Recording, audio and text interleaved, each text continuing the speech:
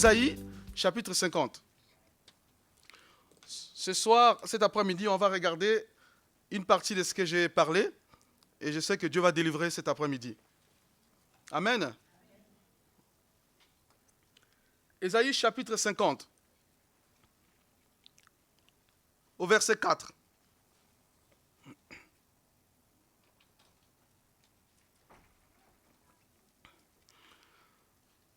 Le Seigneur, l'Éternel, m'a donné une langue exercée pour que je sache soutenir par la parole celui qui est abattu. Il éveille chaque matin, il éveille mon oreille pour que j'écoute comme écoutent des disciples. Le Seigneur m'a ouvert l'oreille et je n'ai point résisté et je ne me suis point retiré en arrière. Amen. Amen. Ici, le prophète Ésaïe est en train de parler. Pour ceux qui ne connaissent pas l'histoire du prophète Ésaïe, juste une parenthèse, à l'époque, on appelait les prophètes du Nord et les prophètes du Sud. Il y avait des grands prophètes et des petits prophètes. Et quand vous allez voir tous les prophètes de l'Ancien Testament, ont prophétisé sous forme d'entonnoir. C'est-à-dire, quand vous regardez l'entonnoir, ça commence par des branches comme ça descend jusqu'à la fin, ça devient comme le cep. Vous voyez ou pas? À la fin, c'est comme une branche. Et c'est ce qu'ils ont fait. Ils ont prophétisé sur le Seigneur Jésus, sur la venue du Christ, la naissance par la Vierge Marie, par Marie qui était vierge à l'époque, merci.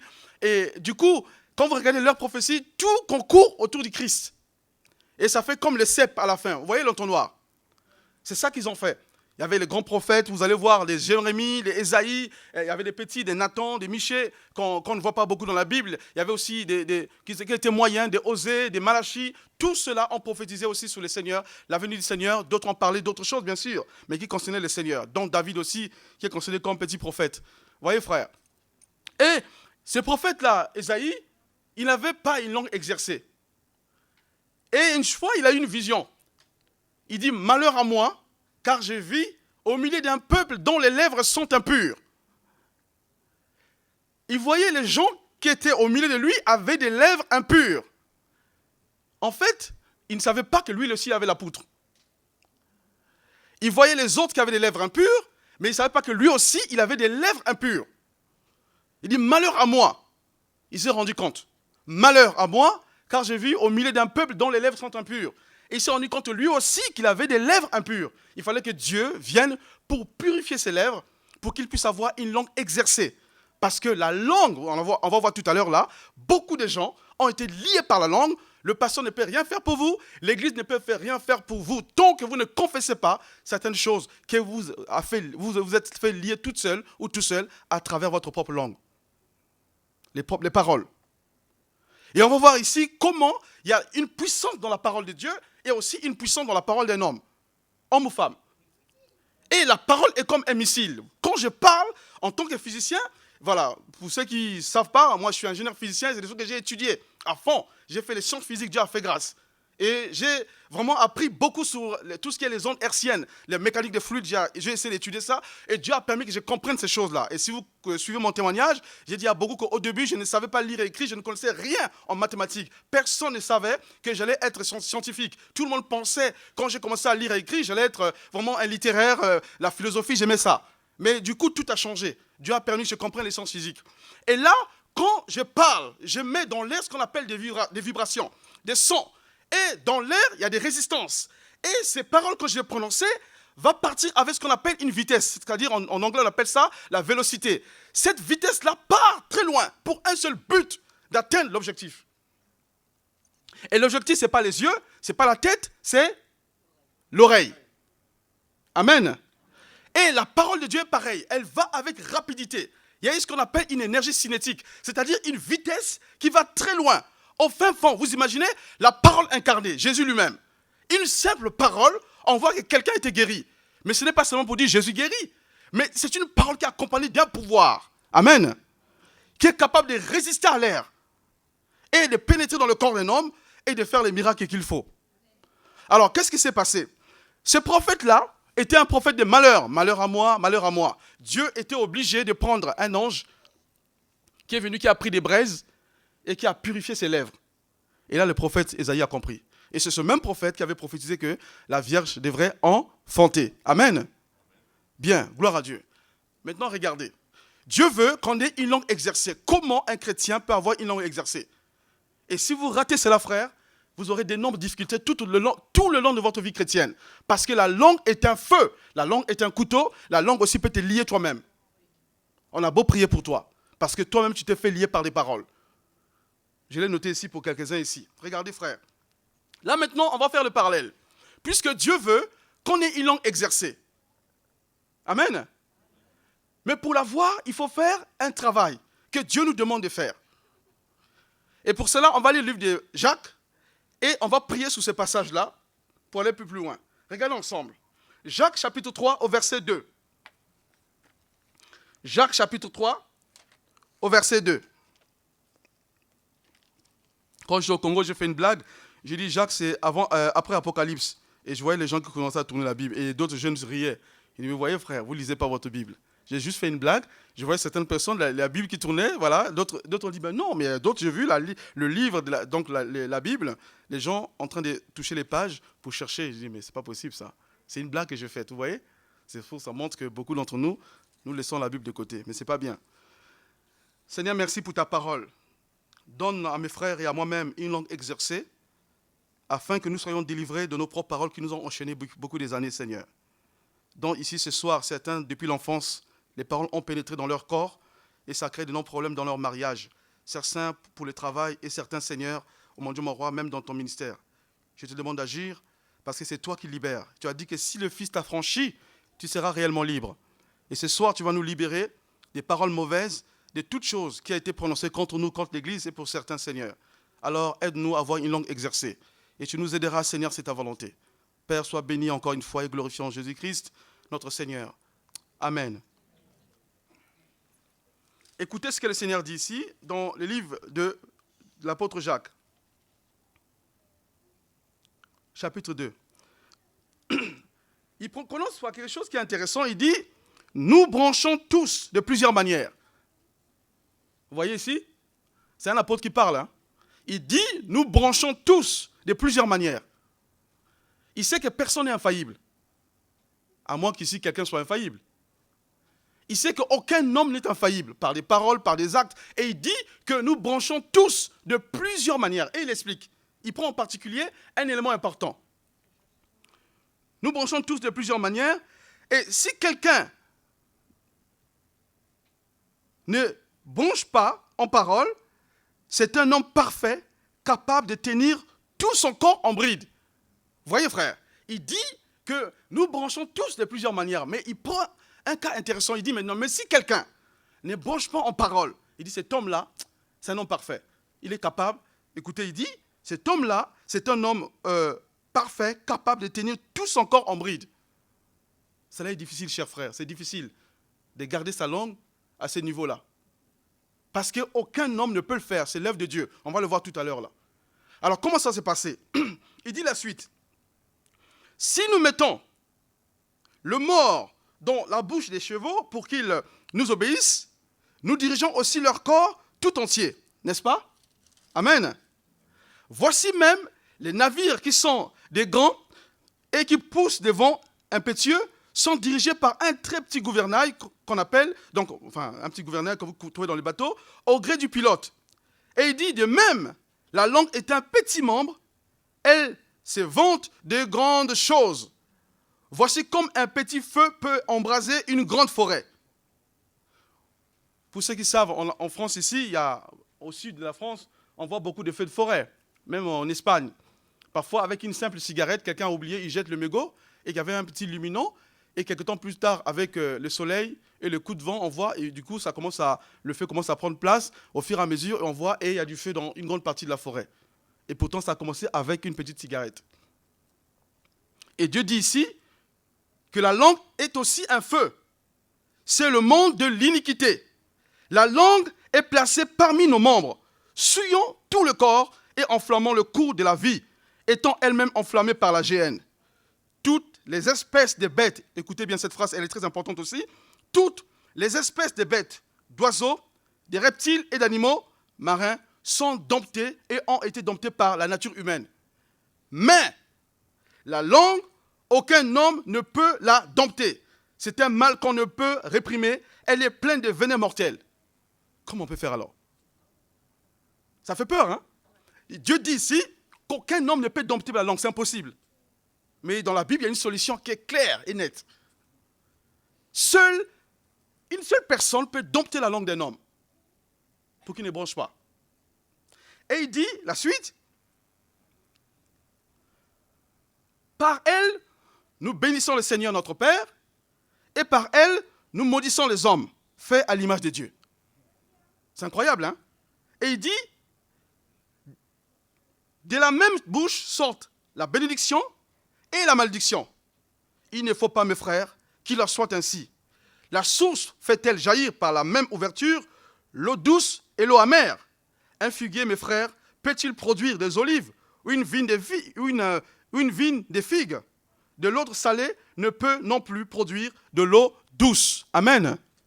Voilà deux sources, une source pure et une source impure. Il dit, la langue, cette même langue que nous bénissons, c'est cette même langue que nous maudissons aussi. Et il dit, ce n'est pas normal. Il ne peut pas y avoir cohabitation. Je ne peux pas maudire et bénir. Je ne peux pas avoir une source de bénédiction et une source de malédiction. Il y a forcément un problème. Que faut-il faire? Troisième question que je pose. On verra aussi la suite après, parce que la réponse est dans la Bible. Je n'ai pas besoin de prendre le dictionnaire Robert pour comprendre cela, mais la Bible explique tout. Amen. Amen. Donc, ici, on vient de voir que le prophète Ésaïe avait prophétisé avant en disant qu'il avait besoin de cela. Dieu, donne-moi une langue exercée afin que je puisse soutenir celui qui est dans l'abattement et encourager. C'est ça que Dieu voulait. Mais pour avoir cette langue exercée-là, il est difficile, il n'y a que Dieu qui peut le faire. Aucun homme, le jeûne et la prière ne peuvent rien faire. Ça, c'est l'œuvre de Dieu, direct. Amen.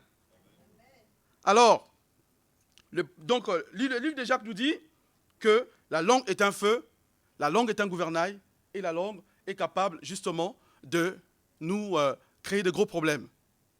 Et enfin, on va regarder un troisième verset, dans Proverbe 18, 21, que nous connaissons, et regardez là où il y a beaucoup de malédictions. C'est ici aussi, dans ce livre-là, où Dieu explique à travers ces passages, on comprend pourquoi beaucoup de gens, des jeunes frères, des jeunes sœurs, ou bien même des couples ont de gros problèmes à cause de cela, avant ou après le mariage. Regardez bien. Proverbe 18, 21. Mais avant cela, bon, je prends quand même. Proverbe 18, 21. Proverbe 18, 21. Écoutons ce qui est écrit. La mort et la vie sont au pouvoir de la langue. Quiconque l'aime en mangera des fruits. Bon, le verset 21, là, je ne vais pas le prendre pour l'instant.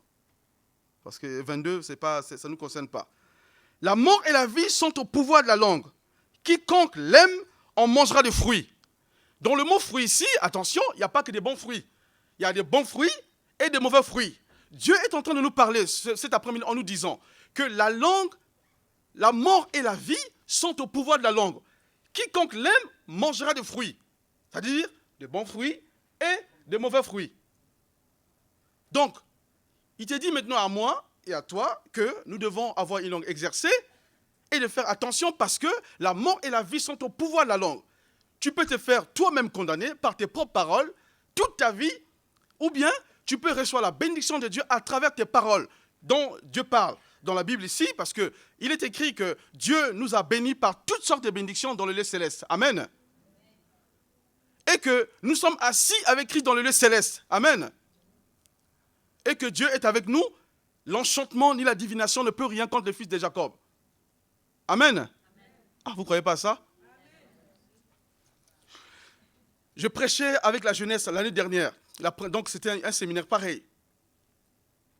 Et, par le Saint-Esprit, on peut le savoir, il y avait quelqu'un dans la salle qui boudait. Oui, mais oui, quand même, parce qu'il y a trop de sorcellerie en Afrique, un peu aussi dans d'autres pays. Donc les gens pensent qu'on peut avoir Dieu et un peu son petit grillé à côté, pour compensation. Vous voyez? Pour compenser, au cas où Jésus ne répond pas, au moins il y a les fétiches qui arrivent, tôt ou tard, j'ai au moins une réponse. Je vous dis, en Afrique, c'est comme ça. Beaucoup de chrétiens, pas que c'est réel, mais c'est pas bon. Et je dis, chers bien-aimés, faites attention à cela. Je défie, j'ai parlé fort, parce que je sais qu'en Afrique, pour ceux qui ont été, ceux qui ont déjà prêché en Afrique, les locaux ne sont pas comme les locaux que nous avons ici, hein, où tout est bien sonorisé, etc. En Afrique, quand tu prêches, celui qui passe dehors, il t'entend. Parfois, il s'arrête, il écoute ton temps de prêcher. Et je sais que c'est une zone, voilà, il y a beaucoup de Congolais, des gens qui touchent un peu à la magie. Donc j'ai fait exprès, j'ai parlé fort. J'ai pris le micro, je me suis approché et je n'ai pas permis à l'interprète d'interpréter ce que je vais dire. J'ai parlé fort à la fin pour qu'il l'interprète après, mais je ne voulais pas qu'il l'interprète tout de suite, pour qu'il comprenne ce que je dis en français. J'ai dit, s'il y a un sorcier arrive à voir un chrétien, cet homme n'a jamais été chrétien, ce n'est pas possible. On ne peut pas se faire avoir par un sorcier, ce n'est pas possible. Parce que Dieu dit que Dieu nous a bénis par toutes sortes de bénédictions dans le céleste et que nous sommes assis avec lui. L'enchantement ni la divination ne peuvent rien contre les fils de Jacob. Et la personne boudait. Il dit, c'est pas possible. Oui, parce qu'il y a des cas, on a vu les sorciers mourir. Quelqu'un m'a dit une fois, je connais la femme d'un pasteur qui était ensorcelé. Il dit, ma frère, parce qu'il y a peut-être une porte ouverte, il ne sait pas ce qui s'est passé. Vous ne savez pas. Mais selon les Écritures et le fondement biblique, c'est impossible. Amen. Ce sont nos paroles qui ouvrent des portes au diable. Et le Satan vient, il pénètre, il fait des dégâts. Et je disais, frère, faites attention à cela. C'est pas parce que tu as arrêté ton bac et tu as dit, bon, j'ai raté le bac, c'est le gouvernement qui est la faute parce que ceci, cela, je ne trouve pas du travail. Il dit, faites attention, n'accusez personne. Ce sont tes paroles et que, bien sûr, parfois il y a l'envoûtement, etc., mais ça ne peut pas t'atteindre. Tu n'as pas travaillé. N'accuse pas les sorciers parfois. Ils ne peuvent rien faire pour toi. Et les gens, beaucoup ne croyaient pas. Mais il fallait que je le fasse venir devant. Et j'ai dit ce qu'il fallait dire. Effectivement, quand je suis venu quelques mois plus tard, ce frère a témoigné vraiment ce que Dieu a fait pour sa vie. Et il a reconnu qu'il était dans l'erreur. Il dit, frère, il faut faire attention à cela. Quand Dieu parle, il faut écouter. Amen. La mort et la vie sont au pouvoir de la langue. Celui qui aime cela mangera les fruits. Alors regardons maintenant, qu'est-ce qui va se passer quand un chrétien découvre cela. On va prendre le négatif. À la fin du culte, le dimanche, quand j'ai fini de prêcher, dès que j'ai fini, le Saint-Esprit a commencé à dire ce qu'il fallait dire. Pendant que j'ai prophétisé, donc, je vous dis la vérité, sous les 4 rangs, je vous dis 80% de l'église était possédée par des histoires des paroles. Tous, on leur avait dit quand ils étaient enfants, qu'ils ne resteront enfants dans la vie, ils n'auront pas des enfants, ils seront pauvres, ils ne vont pas réussir, et ils ont été enchaînés dans les arbres, apparemment dans les fétiches, ils ne peuvent pas réussir. Des jeunes hommes beaux, des jeunes femmes belles, tout le monde était là, mais dans la souffrance parce qu'ils étaient enchaînés. Dieu vous dit ça, qu'est-ce que vous allez dire? Le pasteur était là, puisqu'il me connaît. Il dit, bon, j'ai commencé à parler, on a fait l'appel. Plus de la moitié de l'église s'est levée, ils étaient tous devant là. Et on a commencé à prier un par un. On voulait prier ensemble comme ça, le pasteur a dit, non, il faut imposer les mains, il faut qu'il y ait des délivrances.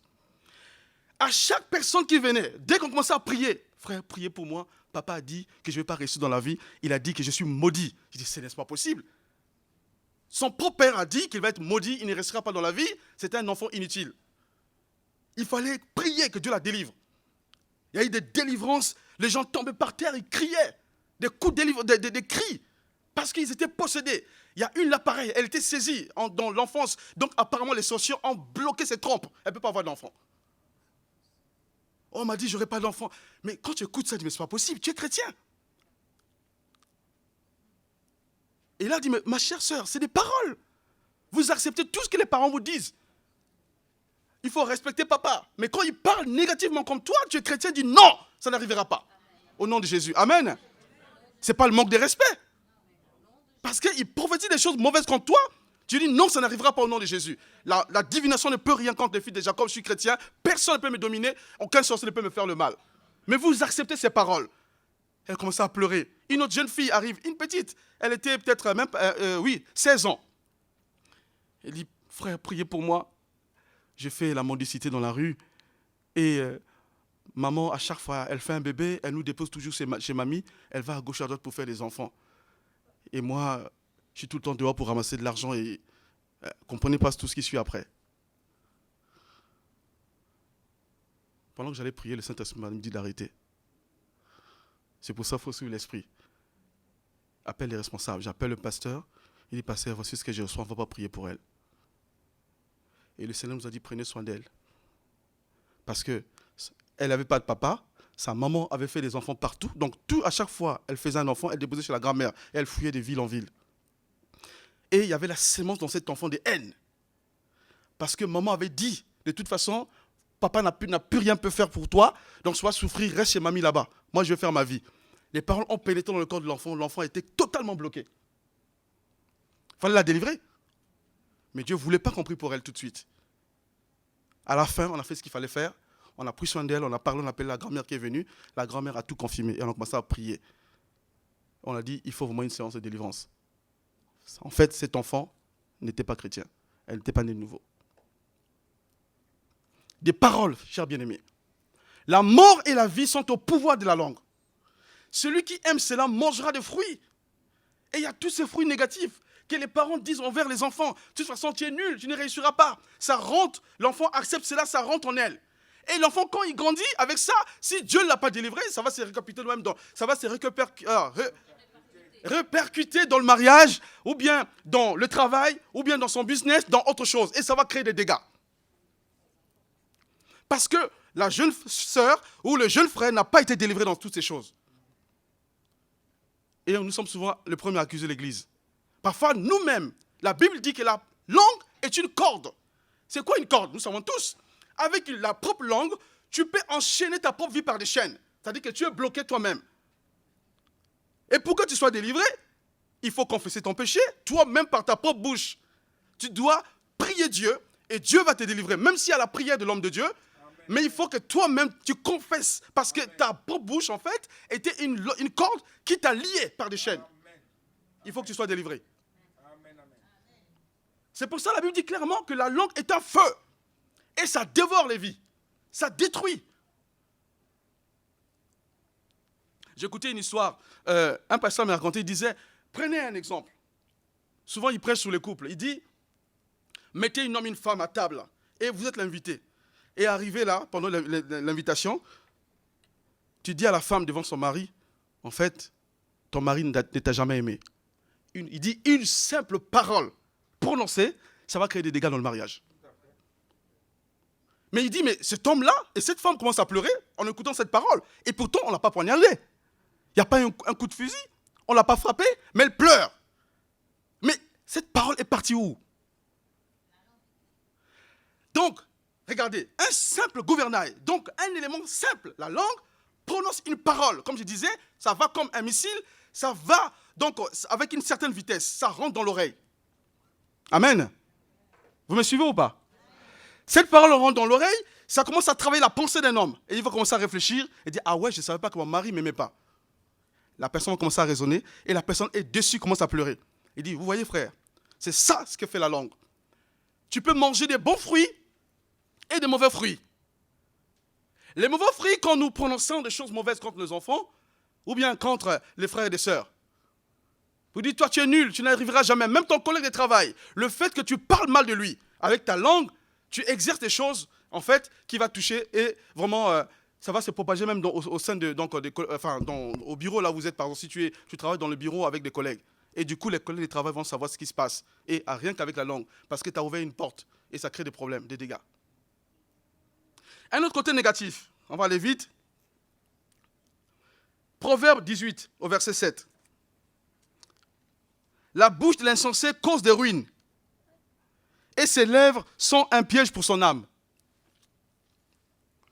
La bouche de l'insensé, il dit, cause sa ruine et ses lèvres sont un piège pour son âme. Il parle de la bouche.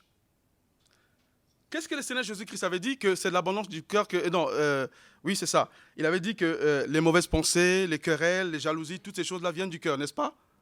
N'est-ce pas?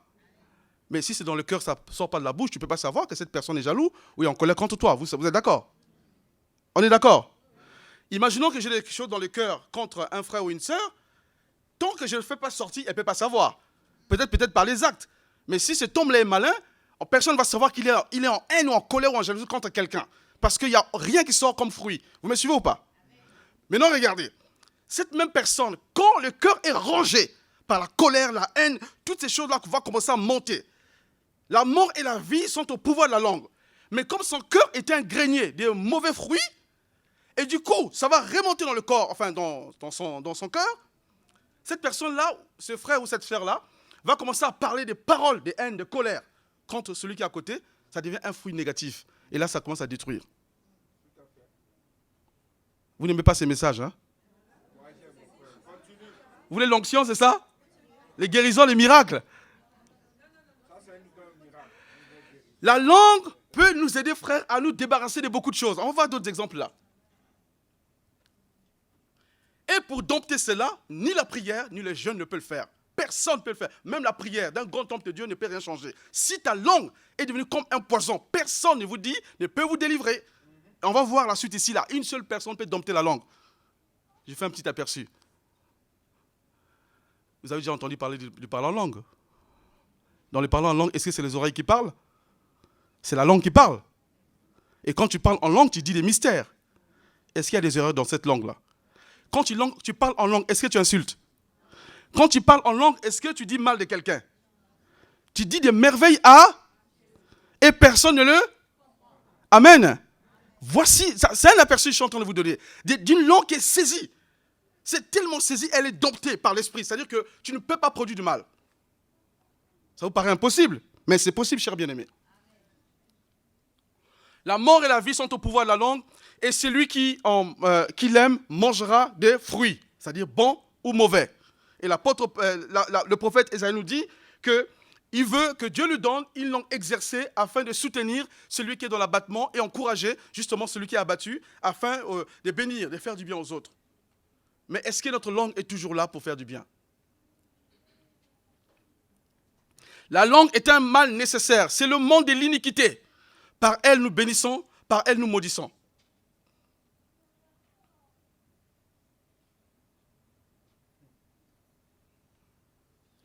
C'est pour ça que quand je suis fâché, quand un enfant fait une bêtise, je m'arrange à ce que rien de mal sorte de ma bouche. Parce que je sais, en tant que chrétien, ce que je prononce, ça peut arriver. Les paroles sont puissantes.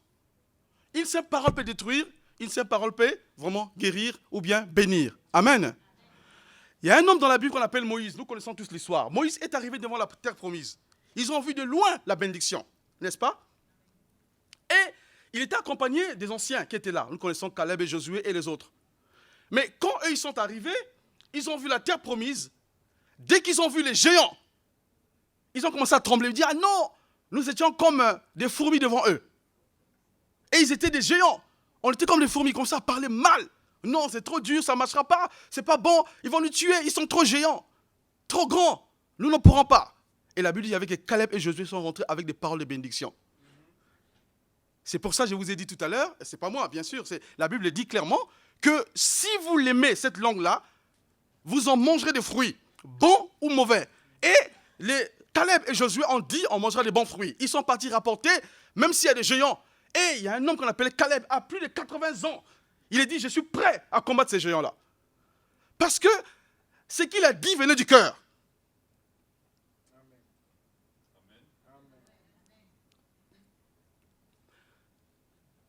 Le cœur est un grenier. Et si ton cœur et mon cœur ne sont pas remplis des paroles de Dieu, des bénédictions de Dieu, quand tu vas parler, par exemple, il s'agit de la langue, forcément, ce qui va sortir de la bouche va soit détruire ou bien soit bénir. Mais si c'est la parole de Dieu, il y aura une vraie bénédiction. Les gens vont le savoir. Dire à quelqu'un que Jésus t'aime, c'est une bonne chose. Il n'y a rien de mal. C'est logique. Pendant qu'on parlait avec un frère, il m'a posé une question. J'ai dit, frère, tu sais, le musulman se fiche de toi, que tu dis que Jésus l'aime. Il va dire, toi, tu as ta Bible, moi, j'ai mon Coran. Qu'est-ce qui fait croire que toi, tu es plus que moi? Comme aujourd'hui au travail, quand vous avez une idée au travail, par exemple, qui est innovatrice, devant le chef, il va faire ce qu'on appelle une boîte à idées. Il va mettre ton idée d'ingénieur numéro 1, ingénieur numéro 2. On va discuter et à la fin, on trouve une solution. On dit, bah voilà, elle est pas mal ton idée. On discute, on trouve le juste milieu. Mais avec Dieu, c'est pas comme ça. Il a dit, c'est la Bible, c'est la Bible. Amen. Mais le musulman ou le païen va dire, mais oui, il va appliquer le principe du monde. Il dit, mais ça, c'est ta pensée. Moi, j'ai la pensée du Coran. L'autre va dire, moi, j'ai la pensée du bouddhiste. Il va commencer à te dire, mais moi, chez moi, c'est ce que mon Coran me dit, ou bien mon livre me dit. Toi, tu vas dire, moi, c'est la Bible. Donc, si c'est vrai, ton cœur est un grenier. Suivez bien, s'il vous plaît. Ton cœur est rempli de la parole de Dieu. il y a le Saint-Esprit en toi. Si cela est vrai, comme la Bible nous le dit, dès lors que l'onction va commencer à monter, le Saint-Esprit qui connaît ta vie et ma vie, va commencer à te donner des paroles de paix, de bénédiction, de puissance. Ça va remonter en toi, ça monte, ça ne sort pas par les oreilles, n'est-ce pas? Ça sort par la langue, n'est-ce pas? Par la bouche. Et la Bible dit quoi? Que la même bouche fait sortir la source pure, cette même bouche peut aussi faire sortir les choses impures, n'est-ce pas? Mais comme Dieu veut que notre bouche soit une source pure, le Saint-Esprit va travailler déjà le cœur. Le musulman qui est en face là, ou le païen, ou quelqu'un d'autre, enfin il est païen aussi, mais le monsieur qui est dans le bouddhisme, qui est en face, qui dit que je ne crois pas à ton Dieu, mais moi je vais l'évangéliser. Je connais la puissance de la langue. Je connais que Dieu m'a béni. J'ai l'onction du Saint-Esprit. Et que le Saint-Esprit a mis des paroles en moi. Dès que je sais que les paroles montent, ça vient de Dieu. Dieu m'a purifié, je deviens une source pure, n'est-ce pas? Et que ma langue a un pouvoir de bénir ou de maudire. Mais puisque je suis chrétien, je dois bénir le monsieur qui est dans l'islam ou qui est bouddhiste ou un païen. Dès que je veux ouvrir ma bouche, je vais dire, Jésus vous aime. Et que vous le vouliez ou pas, si vous êtes malade, c'est Jésus peut vous guérir. Ma bouche est en train de confesser, faire sortir des paroles de sources de bénédiction pour la personne qui est en face. Mais ça vient du cœur, pas de ma tête, n'est-ce pas? Parce que j'ai déjà une langue exercée à travers les Écritures. Donc pendant que je prononce, la personne va dire, ah oui, c'est vrai. Et même s'il a le Coran avec lui, frère, croyez-moi, ce qui touche l'homme, c'est le cœur. Quand le cœur d'un croyant touche le cœur du musulman ou bien d'un païen, ça l'attire vers le Seigneur. Ce n'est pas ton éloquence. Ce n'est pas parce que tu parles bien ou tu es bien habillé, ou bien tu travailles bien en fait au bureau. Même les témoignages, parfois, les témoignages est bien, nous devons témoigner. Mais parfois le cœur parle plus. Quand le cœur va se manifester, on va voir ce qu'il dit est vrai, et dès que ça sort du cœur, et tu dis clairement la vérité, ça vient de la bouche, bien sûr, ça vient du cœur et la bouche prononce, la source de bénédiction, ça va toucher la sœur ou le frère qui est à côté là, il va saisir, il me dit oui c'est vrai, mais comment vous le savez? Il dit mais c'est normal, je suis enfant de Dieu, je vous le dis, c'est parce que Jésus vous aime. Et là, votre parole que vous avez l'habitude de dire, ou bien nous avons l'habitude de dire, que Jésus vous aime, aura plus d'impact. Parce que les paroles ont été accompagnées d'une puissance, et que le cœur a été purifié d'avant. Vous me suivez? Amen. Voilà comment donc on peut exercer cette langue-là. Et avant de finir, j'ai quelques versets parce qu'on va prier un peu. Vous savez, chers bien-aimés, moi-même, ça m'a remis en question quand je voyais comment les gens étaient possédés à travers des paroles que les parents avaient prononcées sur leur vie. Et vous posez la question, est-ce qu'ils sont chrétiens? Je peux avoir une bouteille d'eau, s'il vous plaît? Merci, John. Et tu te poses même la question, est-ce que ces frères ou ces sœurs sont des chrétiens? Ça fait peur. Mais ce sont des enfants de Dieu. Mais ils sont liés par des paroles depuis l'enfance que les gens ont prononcées. Et la Bible dit que c'est un mal nécessaire, cette langue-là. C'est par cette même bouche qu'on peut faire la prière, par cette même bouche qu'on peut prêcher, par cette même bouche qu'on peut prophétiser, par cette même bouche on peut bénir, et par cette même bouche aussi qu'on peut prononcer, et même bouche on peut prononcer une parole pour décourager, voilà, toute une nation. Imaginons que le président de la République, regardez-moi, je crois que vous serez d'accord avec moi. Le président de la République prend le micro, il dit, je suis contre l'homosexualité. Tous les homosexuels iront en enfer, frère. Qu'est-ce qui va se passer? Il y aura un mot, c'est-à-dire que tout le pays sera secoué. Oui ou non? Une simple parole. La même chose dans notre propre vie. Je ne parle pas de l'Église avant, c'est nous-mêmes d'abord. Regardez maintenant le mystère qui fait que les chrétiens est victorieux. Et pourtant, alléluia, Massia, la Bible dit clairement que Dieu nous a bénis par toutes sortes de bénédictions dans le lieu céleste, malgré les bénédictions que Dieu a mis à notre disposition, malgré la paix, la joie, la puissance, l'onction, la bonne doctrine que nous avons, malgré la connaissance que nous avons dans nos églises aujourd'hui. Il est vrai, il faut reconnaître, dans beaucoup d'églises, moi je l'ai dit, je n'ai pas eu honte de dire, on m'a dit, mais oui, ça ne sert à rien de faire l'école biblique. J'ai dit, écoute-moi, si tu dis que l'école biblique n'est pas bien, je viens chez toi, si je trouve un autre livre, ça, je vais mettre ça à la poubelle. Vous dites que vous n'aimez pas l'école biblique, mais dans vos maisons, vous avez des livres que vous lisez. Mais c'est presque pareil. Si tu n'aimes pas l'école biblique, prends que la Bible. Ne prends aucun autre livre qu'un pasteur a écrit. Il a baissé la tête. Il dit non, mais regarde-moi. Parce que la Bible, le problème c'est que les chrétiens aiment trop mélanger la parole de Dieu avec la pensée, les pensées des gens, la culture, pour dire mais oui, vous savez, frère, bon, moi, ça c'est les Européens, l'école biblique, ça c'est pour... bon, sûrement il a dit ça, ça c'est le truc des Blancs. Ah. Jésus n'a pas eu l'école biblique avec les apôtres. Mais tu vas faire quoi? Mais non, c'est pas ça, c'est pas dans la Bible. Mais comment tu vas les convaincre? Mais je sais que j'ai une puissance par la parole. Et en tant que chrétien, j'ai l'onction. Donc, pour le prouver que Dieu est avec moi, je vais balancer une seule parole. Je sais que ça vient de Dieu pour te dire que ce que je dis vient de Dieu. Et tu sauras que toi, tu es dans l'erreur. Et je prononce une parole et la personne est totalement confondue. Il dit, ah oui, c'est vrai. Malgré cela, cher bien-aimé, malgré les bénédictions qui sont à ta portée, ma soeur, malgré les bénédictions qui sont à notre portée, nous qui sommes mariés, les couples, ceux qui sont célibataires, les églises aujourd'hui, les responsables, malgré tout ce que Dieu a mis à notre sujet, pourquoi il y a tant de blocages dans la vie de beaucoup de chrétiens qui n'arrivent pas à s'en sortir, malgré les prières, malgré les jeûnes, malgré les impositions des mains. Même si on prie pour quelqu'un, on a beau prier, frère, on ne peut pas accuser l'église parfois. Nous-mêmes aussi, nous comptons beaucoup pour notre vie. Amen. Qu'est-ce qu'il faut faire? C'est la langue, qui est le monde de l'iniquité. Et c'est ça qui bloque beaucoup de chrétiens. Je vous dis la vérité. Alors, ce qu'on va voir maintenant, regardez le livre de 1 Corinthiens. Que faut-il faire pour que la langue exercée qu'avait dit le prophète Ésaïe puisse s'accomplir dans ta vie et dans ma vie? Et que les bénédictions que le Seigneur Jésus avait prophétisées, déjà dit d'avance dans Colossiens, il nous a bénis par toutes sortes de bénédictions dans le lieu céleste. Il a dit que, ça c'est vrai, celui qui trouve une femme trouvera le bonheur. Il a dit en fait à ceux qui sont célibataires, si vous êtes célibataire, vous devez servir Dieu. Amen. Il dit aussi que certains ont le don de célibat.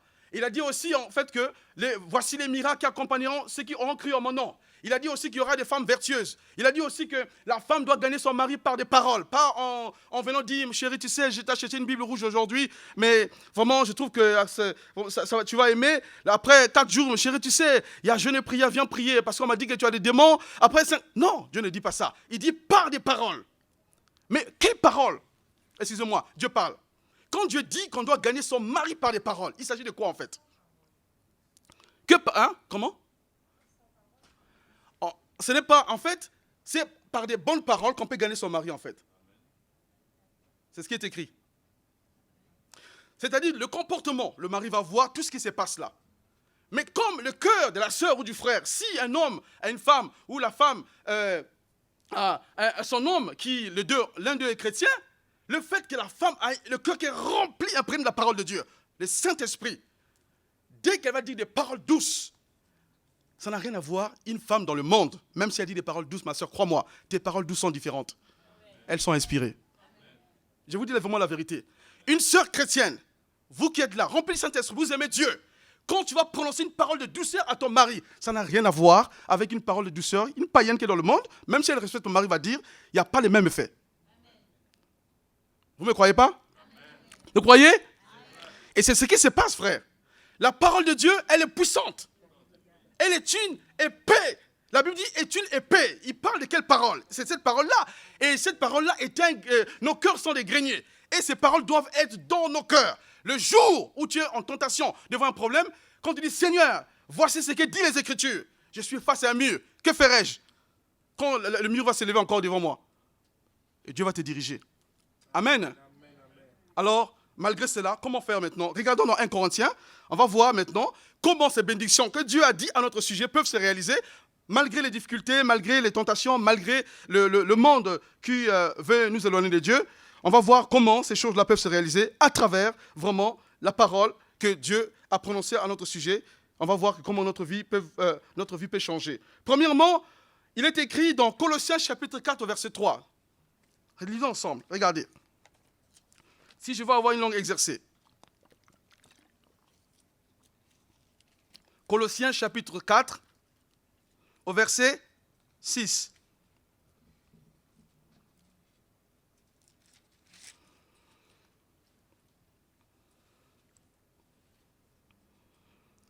Au verset 5, il dit avant, conduisez-vous avec sagesse envers ceux du dehors. Il parle des païens, hein, on est d'accord, hein? Et rachetez le temps. Que votre parole soit toujours accompagnée de Amen. C'est ça qu'il dit? Voilà. C'est différent ici, attention. Amen, amen, frère, amen, frère, amen. Non, non, non, il n'y a pas que ça. Accompagné des grâces. Il dit que votre parole soit toujours accompagnée des grâces, assaisonnée de sel, afin que vous sachiez comment il faut répondre à chacun. Est-ce que vous savez que le sel a la même nature partout? Allez au Cameroun, il y a plein de Camerounais ici, et ce n'est pas normal qu'il n'y ait pas beaucoup de Congolais, je vais encore beaucoup évangéliser pour qu'ils viennent. Prenez un sel. Hein, John, quand tu es en Afrique, tu as goûté le sel au Cameroun. Tu arrives en France, quand tu goûtes le sel, est-ce qu'il y a deux goûts différents? C'est le même sel. Effectivement, le sel a la même nature. J'ai été au Congo, j'ai mangé, tout ça, c'était bien, j'ai bien mangé. Après le message, il y avait la table qui était rangée, et on a mangé. J'étais tellement content, je dis, waouh Seigneur, ça j'aime ça, si c'est tout le jour, c'est bien ça. On a bien mangé. Pasteur, là-bas, on s'occupe bien des serviteurs de Dieu, on a dû finir bien, on donne à manger là. Et du coup, je disais, mais, aux frères, le sel a la même nature. Si vous partez aux États-Unis, dans la sauce qu'on va vous mettre, ce sel-là aura la même nature, n'est-ce pas? En Amérique du Sud, ce sel aura la même nature. En Afrique, c'est pareil. Il n'y a pas un sel chinois, il n'y a pas un sel africain, il n'y a pas un sel américain, il n'y a pas un sel anglais. Tous ont le même sel qui a la même nature pour donner du goût. Amen. Il en est de même pour la lumière. Il n'y a pas la lumière africaine, il n'y a pas une lumière pour les Américains, il n'y a pas une lumière pour les Français, il n'y a pas une lumière pour les Chinois. Il y a une seule lumière. C'est quand une lumière éclaire, elle est lumière. Amen. On est d'accord? Et Dieu dit ici que les paroles doivent être assaisonnées de sel. Il s'agit de quel sel?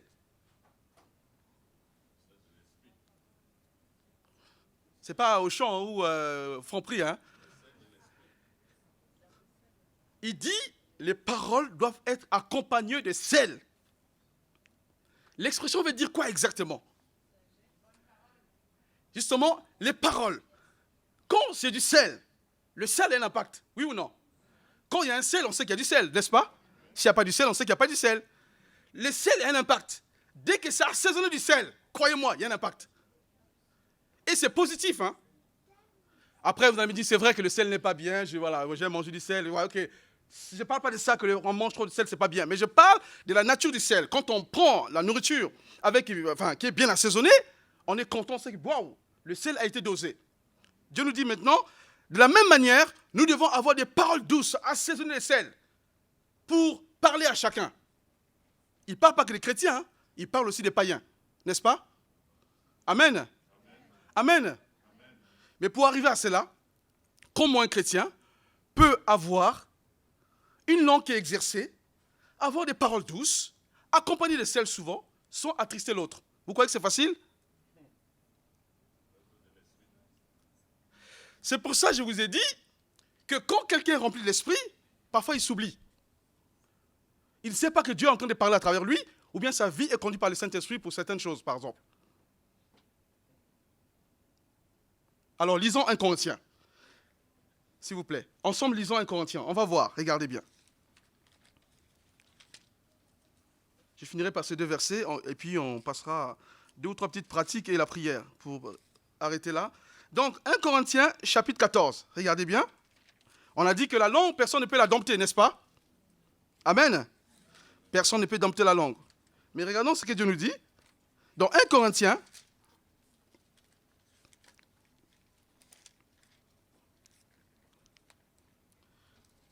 oui, c'est 1 Corinthiens, chapitre donc 14 au verset 1. Je vais faire vite. Regardez ce que Dieu dit ici.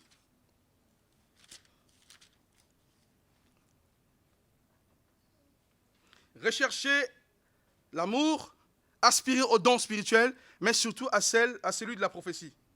Au verset 2, il dit, en effet, celui qui parle en langue ne parle pas aux hommes, mais à Dieu, car personne ne le comprend. C'est en esprit qu'il dit des mystères à Dieu. Amen.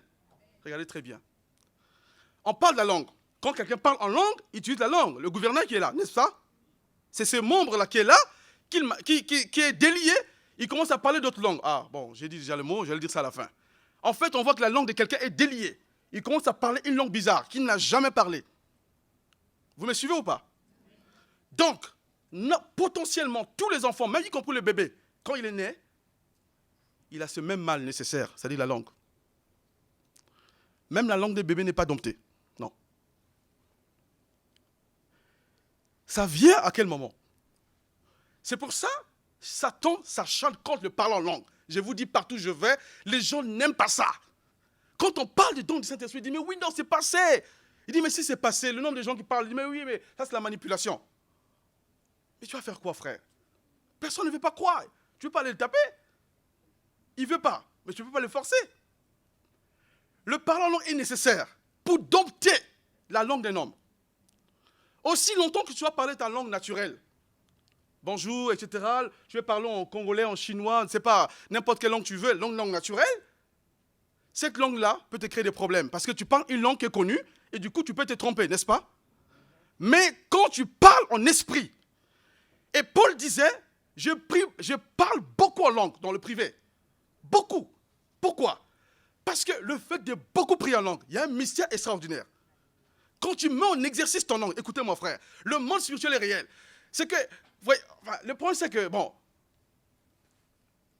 j'ai dit à un frère, je paraphrase un peu, il dit, mais tu as dit que tu es apôtre, non? Il dit, oui, oui, je suis apôtre. Non, tu as vu Jésus?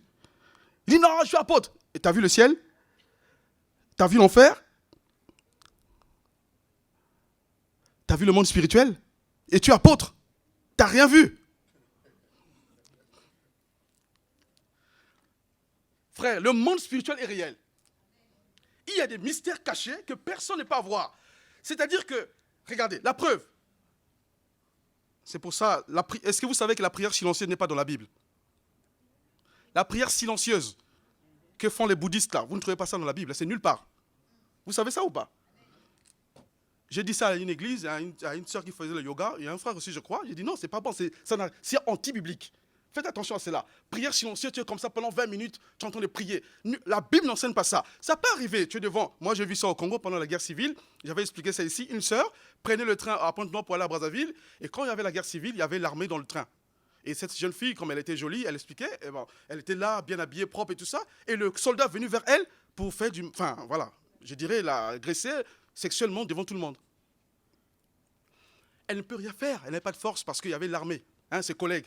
Le monsieur vient, il commence à la toucher et tout ça. Elle commence à crier, elle n'avait pas de force, elle n'avait pas de force. Elle ne pouvait rien faire.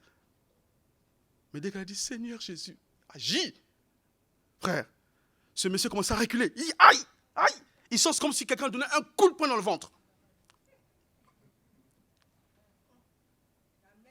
Frère, parce que le problème c'est que nous ne réalisons pas, Dieu est réel, le monde spirituel est réel, frère, parce que nous ne nous rendons pas compte. Les gens sont avec nous, les gens ne le savent pas. Et quand quelqu'un parle en langue, c'est une parenthèse, la Bible dit, il dit des mystères à Dieu. Mais c'est quelle langue il utilise? C'est la même langue, n'est-ce pas? La même langue peut sortir des choses mauvaises et des bonnes choses. Donc il est mieux de sortir des bonnes choses, n'est-ce pas? Amen. On est d'accord? Ah. Vous n'êtes pas d'accord? La même langue peut faire sortir les bonnes choses et les mauvaises choses. On est d'accord? Et la même chose que Dieu a dit, j'ai mis devant toi la vie et la mort, toi choisis la mort, c'est ça? C'est ce qu'il a dit? Voilà. Il dit, j'ai mis devant toi la vie et la mort, mais toi choisis la vie, n'est-ce pas? N'est-ce pas ma soeur? Il t'a dit de choisir la vie, n'est-ce pas? Amen. Bien. Si Dieu t'a dit de choisir la vie, c'est pareil pour ta langue. Dieu te dit que la langue est un mal nécessaire. Il te dit que la mort et la vie sont au pouvoir de la langue. Celui qui en mange verra des fruits. Si celui qui l'aime verra les fruits, il en mangera. Mais comme je sais qu'il y a la vie et la mort, Dieu me dit de prendre la vie, donc je vais me mettre à côté des choses de la vie pour que ces choses de la vie-là puissent se manifester. Puisque je sais, si je pars du côté de la mort, mes paroles auront des paroles de malédiction. On est d'accord? Donc je me mets du côté des choses, des choses merveilleuses pour dire des paroles de bénédiction qui vont faire du bien aux autres, n'est-ce pas? Mais pour faire cela, ce n'est pas n'importe qui. Il faut que Dieu t'aide parce que tu n'as aucun pouvoir de faire le bien. Vous savez ça? Est-ce que vous le savez? Aucun homme ici n'a le pouvoir de faire le bien par lui-même. Si ce n'est pas il n'y a que le Saint-Esprit qui peut vous aider. Et ici, on voit, Dieu nous dit par la bouche de l'apôtre Paul, que celui qui parle en langue, c'est un esprit qui dit des mystères à Dieu. Maintenant, moi, j'ai envie que le Saint-Esprit puisse m'aider à avoir une langue exercée. Je n'ai aucun pouvoir. Je suis obligé de crier vers Dieu pour qu'il m'aide à avoir la langue exercée par l'Esprit. Et l'Esprit, qu'est-ce qu'il fait? Il me fait remplir de sa force. Je suis rempli du Saint-Esprit. Et quand je commence à parler en langue, je ne connais personne qui parle en langue qui insulte les gens. À moins que ce soit quelqu'un qui est un menteur qui vient, qui dit qu'il parle en langue, mais il est en train d'insulter. Mais forcément, s'il dit des choses, une langue réelle, quelqu'un va savoir qu'il est en train d'insulter. Mais je parle ici d'une langue inconnue. Attention. Est-ce que quelqu'un me suit ici? Je suis en train de parler d'une langue inconnue que tu dis par l'esprit. Et pendant que tu parles en langue, croyez-moi, ta langue maintenant est saisie par l'esprit. Donc, ça devient comme le Saint-Esprit qui tient ta langue. Tu commences à parler et prophétiser de la part de Dieu. En fait, tu ne sais même pas ce qu'il te dit. Mais l'esprit saisit ta langue. On appelle ça une langue déliée. Il va délier ta langue. Tu commences à parler de langue nouvelle. Et tu es fortifié en toi. Puisque dans 1 Corinthiens chapitre 2 et 10, la Bible dit que il y a des choses qui sont cachées. Dieu nous l'a révélé par l'esprit. Et ces choses-là sont cachées au fond du cœur de Dieu. Et par la prière, bien sûr, Dieu peut agir par la prière. Mais si ma langue n'est pas exercée, même si je prie, mais dans le cœur, je suis dans le doute, et dans le cœur, mon cœur est rempli de greniers, de mauvaises choses. Mon cœur est rempli de haine, de colère. Même si je sais prier, mais le fait que je vais commencer à ouvrir ma bouche pour sortir des paroles, croyez-moi, ça viendra du cœur. Les paroles seront mauvaises, et Dieu ne va pas agréer cette prière-là. Parce que la preuve, Dieu dit que la prière de celui qui est dans le péché est une abomination. C'est écrit dans la Bible. Satan a le droit de bloquer ça. C'est pour ça au Congo, je n'ai pas prêché sur la prière. J'ai prêché contre la prière de la manière dont il fait en Afrique. Parce que dans les églises sont remplies, les gens viennent prier. Peu obéissent à la parole de Dieu. À 6 heures, les gens sont de prier. Une maman qui est là, oh Dieu, Seigneur, tu m'as choisi. Merci Seigneur, je vais dans ta maison pour te servir. Cette même femme-là, elle est insoumise à la maison. Tu vas dire quoi? Est-ce que tu vas écouter sa prière? C'est comme un jeune là, qui vient faire, excusez-moi, il fait les Star Academy là, à l'église. Oh, les acapellas là. Elle est en train de chanter, elle finit de chanter. À la fin de la nuit, elle part en boîte.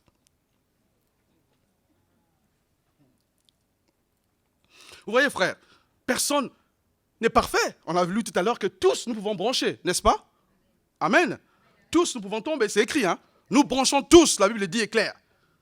Mais Dieu nous dit que c'est la langue qui est nécessaire pour Dieu pour dompter ça. Et personne ne peut le faire, il n'y a que le Saint-Esprit qui peut dompter la langue. Et lui maintenant, qu'est-ce qu'il nous fait? Il nous aide à prier beaucoup en langue. Et ce qu'il fait maintenant, en priant en langue, frère, croyez-moi, vous avez déjà vu l'ordinateur quand on fait les téléchargements? Quand un ordinateur fait les téléchargements, vous avez déjà vu ou pas? Un ordinateur qui n'est pas performant. C'est un exemple. Hein. Je n'ai pas dit que la Bible dit que le parlant c'est un ordinateur. Je n'ai pas dit ça. J'ai dit seulement que quand un ordinateur est en panne et qu'il y a des mises à jour, vous allez voir au fond de l'ordinateur, il y a un élément qui apparaît qui dit mise à jour. Il te demande maintenant de faire des mises à jour par rapport au logiciel pour que l'ordinateur soit beaucoup plus performant. Parce qu'il prend les mises à jour, il fait les remises à niveau de la machine. C'est plus ou moins exact ce que l'Esprit de Dieu fait dans le corps d'un homme quand il prie en langue. La Bible dit qu'il s'édifie lui-même, il se renouvelle. L'homme intérieur prend de la force. Parce que la langue exercée commence à parler. Et regardez notre mystère. Pendant que je suis en train de prier en langue, qu'est-ce que dit la Bible? Celui qui prophétise, c'est pour? Bien. Celui qui parle en langue, c'est pour? Lui-même, n'est-ce pas? Et celui qui prophétise, c'est pour? Bien. C'est qui l'Église? Ah, vous avez compris ou pas? Vous voyez de quoi je suis en train de parler? C'est la fin du message à travers l'avant, on va prier. Avant de la prière, pardon. Dieu dit ici que celui qui prophétise, c'est pour édifier les... Et celui qui parle en langue s'édifie? Bien. Et quand on parle du parler en langue, on parle de la langue, n'est-ce pas? Il s'agit d'une langue, n'est-ce pas? Donc, pour qu'une église soit édifiée, il faut que ça soit une langue exercée, oui ou non? Il faut que ça soit la bénédiction, pas la malédiction, on est d'accord? On ne peut pas édifier une église avec la malédiction. On est d'accord? Donc, il faut une langue exercée qui va apporter la bénédiction pour édifier la pierre. N'est-ce pas? Comme tu es l'église, je suis l'église, nous sommes le temple du Saint-Esprit. La Bible dit clairement que nous sommes le temple du Saint-Esprit. Et si je suis le temple du Saint-Esprit, le Saint-Esprit est le temple de Dieu, bien sûr, le Saint-Esprit habite en moi. Et s'il habite en moi, je peux moi-même, avant même de venir à l'église, m'exercer à prophétiser sur ma propre vie. Comment? En disant ce que Dieu dit que je suis. Dieu a dit que nous sommes bénis par toutes sortes de bénédictions dans les célestes. Et qu'il en soit ainsi pour tout le monde, qu'il n'y ait aucun voleur, aucun impudique, aucun menteur dans la maison de Dieu. Je dis à Dieu maintenant, Seigneur, tu as dit que je suis assis avec toi dans le lieu céleste. Mais apparemment, ce groupe de personnes, des sectes, ont dit qu'ils vont me détruire. Parce qu'apparemment, ils ont une puissance. Mais tu as dit que la divination, l'enchantement ne peut rien contre les fils de Jacob. Je suis enfant de Dieu, Seigneur. Tu m'as engendré par le Saint-Esprit. Voici ce que dit ta parole. Tu es en train de prononcer ce que Dieu dit que tu es. Tu n'inventes rien. Vous me suivez ou pas? Or, il est écrit que la foi vient de ce qu'on entend. Ce qu'on entend vient de là. Pendant que tu es en train de parler, ça rentre où? Je ne crois pas que vous me suivez là. Vous êtes fatigué? Regardez très bien, c'est très édifiant. Vous allez comprendre que notre langue va être très, très, très édifiée. Et nous aurons tous ici une langue exercée pour l'église et même pour dehors. Amen. Dieu dit que vous êtes les temples du Saint-Esprit, et moi, n'est-ce pas? Et que par la prophétie, l'église est édifiée, n'est-ce pas? Et que celui qui parle en langue, il s'édifie lui-même, n'est-ce pas? Mais puisque je suis le temple du Saint-Esprit, et que Dieu a déjà parlé à mon sujet en tant qu'enfant de Dieu, il m'a déjà béni, n'est-ce pas? Ce n'est pas la prière que tu fais va te bénir, hein? Vous en êtes d'accord, hein? Tu es déjà béni. La prière aide seulement. On est d'accord? Je fais quoi maintenant? Selon les Écritures, il est dit que pendant que je prie en langue, je m'édifie moi-même. L'homme intérieur se fortifie. Mais puisque quand tu pries en langue, tu ne comprends pas. Il n'y a que Dieu qui comprend ton esprit et l'esprit de Dieu sont en communion. C'est ce que dit la Bible. Et là maintenant, il y a des secrets qui sont cachés. Alléluia. Il y a des bonnes paroles que Dieu a préparées pour toi. Alléluia. Qui sont là cachées.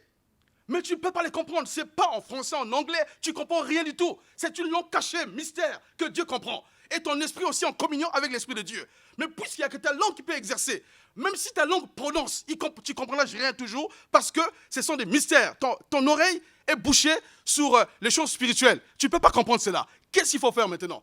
Il y a des choses cachées qui sont là. Pour les récupérer, Dieu t'a béni. Les bénédictions, la faveur, la protection, tu vois un danger qui vient. Mais pendant que tu es en train de prier en langue, le Saint-Esprit est en train de faire comme un téléchargement. Il prend ce qui est caché dans le cœur de Dieu. Ça remonte en toi. Au fur et à mesure, tu es en train de s'édifier. Dans le mot édifier, je ne vais pas prendre le Robert, ça n'a rien à voir. Quand on parle d'édifier, l'édifice, c'est quelque chose qui est solide, fondement, assis. Amen. Et la Bible explique ça même par rapport à la foi. La foi, pareil. La foi, elle doit être fondée sur le Christ. La pierre, quand on a parlé tout à l'heure là. Amen. Et si tout est fondé en Christ, et quand tu vas commencer à parler en langue, tu vas commencer à recevoir ces paroles-là, au fur et à mesure, ça édifie ton homme intérieur. Tu ne sais pas ce que tu dis, mais tu sens que tu deviens très fort. Comme ça, bizarrement. Ça ne s'arrête pas là. Ça, c'est tu es édifié maintenant. Mais il faut que ton oreille écoute. La Bible dit que la foi vient de ce qu'on entend vient de la parole de Dieu. Amen. Tu lis dans ta Bible ici, tu aimeras ton prochain comme toi-même. Seigneur, cette femme-là, je n'arrive pas à l'aimer. Cet homme-là, je ne l'aime pas. Seigneur, cette colère de travail-là, je ne la comprends pas, je la déteste. Je sens quelque chose qui me pousse à la haïr, mais je ne sais pas. Et pourtant, ta parole me dit, tu aimeras tes ennemis. Seigneur, je n'ai aucune force d'aimer ceux qui me haïssent. Père, je prie maintenant. Saint-Esprit, aide-moi à aimer cette femme qui me déteste au travail. Cette colère de travail qui me haït, ce patron qui veut me licencier. Je n'ai rien fait, Seigneur. Donne-moi ce cœur de l'aimer. Tu es en train de demander à Dieu de t'aider, effectivement. Tu écoutes, oui ou non? Tu écoutes, non? Pendant que tu écoutes, tu t'édifies. Tu sais que c'est vrai. Parce que tu crois en la parole de Dieu. C'est ce que Dieu a dit que tu es. En le lisant, tu comprends, pardon, tu crois à cette parole-là et tu sais que Dieu va t'édifier. Au fur et à mesure, ta foi va se forger sur la parole fondée, cette parole-là. Elle va se forger dessus là. Et quand elle est forgée maintenant, tu vas commencer à prononcer les paroles des bénédictions. Tout ce que les gens ont dit contre toi, tu commences à prononcer. Parce que ta langue va prononcer, je ne sais pas si vous suivez, ta langue va commencer à prononcer ce qui est dans le cœur que Dieu a posé. Et tout ce que Dieu fait est bon. Il n'y a rien de mal sortira pour te maudire. Amen. Et quand ça va sortir, ça commence à édifier ton homme intérieur. Et là, effectivement, il y a des paroles de bénédiction. Quand tu vois tes enfants, même s'il a fait des bêtises, que Dieu te bénisse. Allez, prospère mon fils. Dieu va t'utiliser. Tu vas impacter cette génération. Quand mes enfants dorment, moi je viens. Je commence à parler, prier pour eux. Je prophétise sur eux, je prie. Quand Dieu, le Saint-Esprit me pousse, je fais ce qu'il y a. Je viens, je tourne la tête, je bénis. Voilà. Je crois à ça. Une fois, c'est arrivé, mon fils, on priait. Et le pasteur a demandé que les anciens viennent devant pour prier. On priait, le Saint-Esprit est descendu. Mais comme il n'y avait plus personne pour prier, je cherchais mon fils et ma fille, ils sont où là? Je viens, je prends mon fils et puis je souffle, paf, je pose. Allez, reçois. Il n'y avait plus personne devant. Frère, c'est ça. Le problème, c'est que nous ne croyons pas beaucoup à la parole de Dieu. Nous ne croyons pas beaucoup. Et ce qui fait que notre langue ne peut pas être domptée. C'est l'Esprit qui peut le faire. Alors, mon cher frère, ma chère sœur, Dieu t'a donné une langue exercée pour bénir les autres, pour faire des bonnes choses. Amen. La mort et la vie sont au pouvoir de la langue. Celui qui l'aime mangera des fruits. Alors, chers bien-aimés, c'est ce que j'avais à cœur pour vous partager. Il y a beaucoup de messages, mais c'est ce que j'ai reçu. J'ai dit, je partagerai ça avec l'Église. Il y a eu beaucoup de délivrance à travers ces messages-là. J'ai dit, je les partagerai. Parce qu'il y a plein de gens, et je sais que ici parmi nous, il y a quelques-uns qui ont cela. Des paroles que vous avez écoutées, qui vous ont découragé. Tu es nul, tu ne réussiras jamais, tu ne vas pas être prospère. Effectivement, tu trouves que tes affaires n'avancent jamais. Tu fais un pas, deux pas, tu recules. Tu n'avances jamais. Des gens ont dit, tu n'auras qu'un seul enfant, tu n'en auras pas deux ou trois. Les gens ont parlé mal. Mais Dieu te dit, frère, croyez-moi, la parole de Dieu est puissante. Quand le Fils t'a franchi, tu seras réellement libre. C'est clair et net, frère. Il n'est pas dit comme Bouddha. Non, il est dit quand le Fils de Dieu t'a franchi, tu seras réellement libre, frère. Tout ce que les gens ont pu prononcer sur toi, ces paroles-là, frère, c'est le moment de se lever et de faire ce qu'on appelle le retour à l'envoyeur. De refouler cela, de dire non, Jésus m'a béni. Je suis enfant de Dieu, je suis né de nouveau. Jésus a dit clairement dans sa parole, Dieu a préparé des bonnes choses pour vous, afin que nous puissions les pratiquer. L'apôtre Paul a dit, pardon, excusez-moi, il y a des bénédictions pour vous et moi, mais peu de chrétiens acceptent cela. Peu de chrétiens ont cela. On t'a dit, tu ne te marieras jamais parce que tu as un sale caractère. Mais c'est ce que le monde a dit, c'est pas ce que Dieu a dit. Croyez à la parole de Dieu, brisez ces paroles-là. Mais oui, tu sais, mon frère, dans ma famille, on a dit que de père en fils, ça va me poursuivre. Non, brisez cela, frère. Détruisons au nom de Jésus, parce que vous êtes différents. Tu n'es pas ton père, tu n'es pas ta mère. Tu es l'enfant de ton père, c'est vrai. L'enfant de ta mère, c'est vrai. Mais les mêmes malédictions ne te poursuivront pas, parce que tu es enfant de Dieu. Croyez à cela, frère. Croyez à cela, frère. Et c'est pour ça que plein de chrétiens sont liés, parce qu'ils n'ont jamais été délivrés dans ce sens. Ils n'ont pas de démons, mais ils sont oppressés par ces paroles qui les poursuivent toute la vie. Et ils sont découragés. Ils n'arrivent pas à percer même au travail. Ils n'arrivent pas à voir beaucoup de choses. Ils ne comprennent pas. Ils ne comprennent pas. Tout le monde est contre lui. Mais il ne saisit pas de ça. Il ne cherche pas à savoir que le monde spirituel négatif est en train de gire contre lui. Mais il faut commencer à briser cela, cher bien-aimé. Il faut commencer à briser cela, cher bien-aimé. Je me rappelle, quand j'ai préparé mon bac, j'ai donné ces mêmes témoignages. Je vous dis la vérité. Dieu a fait grâce. Mon père travaillait dans un travail, il était donc moyen, il n'était pas très très riche. Mais c'est ma mère qui était une femme qui avait beaucoup d'argent. Donc elle achetait des wagons remplis de marchandises. Elle venait vendre dans la capitale. Et après, quand elle a perdu beaucoup de choses, il y avait un peu la pauvreté, la crise qui est rentrée dans la maison. Vraiment, mon père avait maintenant du mal à joindre les deux bouts. Et ceux qui avaient des positions bien dans le gouvernement, parce que chaque année, Dieu faisait grâce. Il y avait quelques membres de la famille qui étaient au gouvernement. Et quand après la guerre civile, je me suis retrouvé dans une ville. Et ces personnes-là, comme ils sont bien, ils ont beaucoup d'argent, des millions de francs CFA, ils ont dit, mais oui, de toute façon, on va voir ces petits-là. Apparemment, il fait bien les études, mais on va voir, lui aussi, on va voir s'il va avoir le bac. On va voir ces gens aimés s'il va avoir le bac. Et la nouvelle est parvenue jusqu'à moi. J'ai dit, frère, écoutez, je suis devenu chrétien. Tout ce qu'ils ont dit là, ça ne va pas m'atteindre. Ils ont dit, dans la famille, tous ceux qui font le bac, pour la première fois, doivent échouer. Et que ses sœurs ont échoué, lui aussi doit échouer. Il n'aura pas les bacs, on va voir. Mais frère, qu'est-ce que j'ai fait? Je me suis mis en prière. J'ai commencé à briser cela au nom de Jésus. Détruire tout ce qu'ils ont dit contre moi. Parce que je sais que j'ai une langue exercée. J'ai la puissance par la parole. Amen. Je peux soutenir par la parole quelque chose. J'ai commencé à parler. Les gens étaient étonnés. Quand les résultats ont été donnés, justement, j'étais admis. Et ces mêmes personnes-là sont encore trop proches de moi aujourd'hui. Vous voyez, frère, c'est pareil. Le médecin a dit, tu n'auras qu'un seul enfant. Tu n'en auras pas deux ou trois. Mais c'est ce que le médecin a dit. Amen. C'est ce qu'il a dit, frère. Dieu dit autre chose. Il n'y aura pas de stérile dans ma maison, frère. Croyez à cela. Il a dit, si la Vierge a enfanté, frère. Et si quelqu'un qui a des trompes qui a été enlevé a enfanté, toi, ma soeur, Dieu peut te donner, frère, ma soeur. À 45 ans, tu peux avoir un enfant. Même à 50 ans, Dieu est grand. Je connais une femme qui s'appelle Sarah. Elle a eu un enfant à 95 ans, je crois. Alléluia. Dieu est grand, croyez, frère. Le point, c'est quand nous croyons par la parole de Dieu. Dieu est capable, frère, croyez. Les paroles de malédiction que les gens ont prononcées sur vous. Et ça crée des blocages dans beaucoup de situations. Alors, avant de passer la parole au pasteur, on va se lever, on va prier. S'il vous plaît. N'acclamez pas. Comme le pasteur avait demandé une fois, n'acclamez pas. C'est Dieu qui est grand.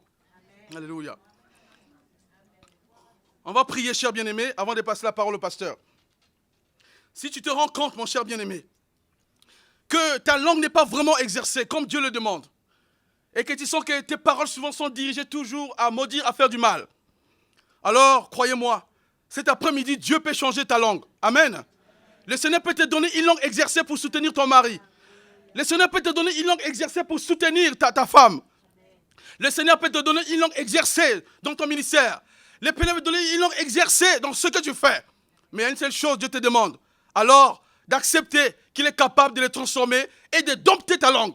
Parce qu'aucun homme ne peut le faire. Amen. On va tous prier maintenant pour que Dieu puisse venir en aide des frères et des sœurs qui ont des difficultés à ce sujet-là. Que Dieu puisse agir au nom de Jésus avant de passer le micro au pasteur. Prions ensemble. Alléluia. Seigneur, nous venons devant toi au nom de Jésus. Tu as dit dans ta parole que tu nous as donné une langue exercée afin de soutenir, encourager celui qui est abattu. Que nos paroles soient accompagnées de grâce. Seigneur, assaisonnées de sel. Et je prie, Seigneur, cet après-midi, dans le nom de Jésus. Seigneur, tous ceux-là, oh Dieu, qui sont saisis par ces péchés mortels, Seigneur, d'une langue, oh Dieu, impure. Seigneur, au nom de Jésus, nous prions, Seigneur, que ce soit pour moi et ma frère, ma soeur, chacun de nous ici, que tous ensemble, nous soyons une communauté de saints, remplis d'amour, d'unité, des paroles de bénédiction, Seigneur. Au nom de Jésus, nous brisons les paroles impures, nous anéantissons les paroles mauvaises contre l'Église, contre ses serviteurs, contre leurs épouses. Au nom de Jésus, nous brisons cela au nom de Jésus-Christ. Merci Seigneur. Les gens ont dit que tu ne vas pas te marier. Les gens ont dit que tu n'auras pas 2 enfants. Un te suffira. Les gens ont dit que tu ne réussiras pas. Les gens ont prononcé des paroles contre toi par rapport à tes enfants. Les gens ont prononcé des paroles contre ta femme. Les gens ont prononcé des paroles contre toi, contre ton mari. Alors cet après-midi, nous prions au nom de Jésus. Tout ce qui a été prononcé contre toi, contre ton épouse, contre ton mariage, pour dire que ton mariage ne marchera pas, au nom de Jésus, que le feu du Saint-Esprit consume cela, dans le nom de Jésus-Christ. Mais que la paix de Dieu, Seigneur, que la délivrance y soit. Délivre toutes les sœurs, délivre tous les frères qui ont été enchaînés par les paroles de mort, au nom de Jésus-Christ. Que la vie, oh Dieu, sorte mon Dieu, au nom de Jésus-Christ. Merci Seigneur, merci Seigneur. Que ton nom soit glorifié, que ton nom soit sanctifié. Merci Seigneur. Merci Seigneur. Alléluia. Merci Seigneur. Merci Seigneur. Soyez bénis et prospères. Amen.